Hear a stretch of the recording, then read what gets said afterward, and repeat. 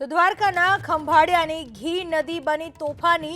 ઘી નદી તોફાની બનતા પુલ કરાયો બંધ. ખંભાળિયાનો રામનાથ પુલ બંધ કરી દેવામાં આવ્યો છે. દ્વારકાના ખંભાળિયામાં ઘી નદીમાં જોરદાર પાણીની આવક થઈ છે. દ્વારકાના ખંભાળિયામાં ભારે વરસાદ વરસ્યો. ભારે વરસાદ વરસતા ઘી નદી તોફાની બની.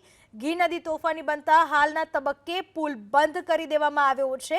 ખંભાળિયાનો રામનાથ પુલ જે હાલમાં બંધ કરી દેવામાં આવ્યો છે કારણ કે ઘી નદીના પાણી ત્યાં ફરી વળ્યા છે.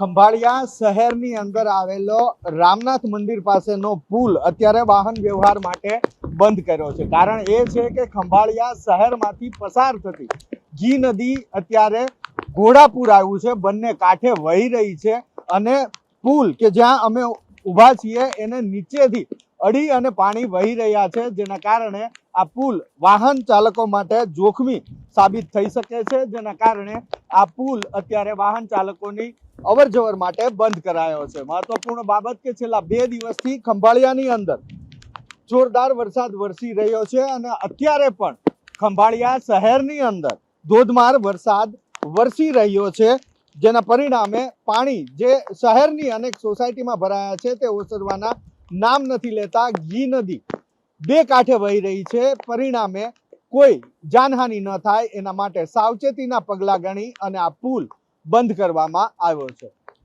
કેમેરામેન કમલેશ પટેલ સાથે હિરેન રાજગુરુ, એબીપી અસ્મિતા, ખંભાળિયા.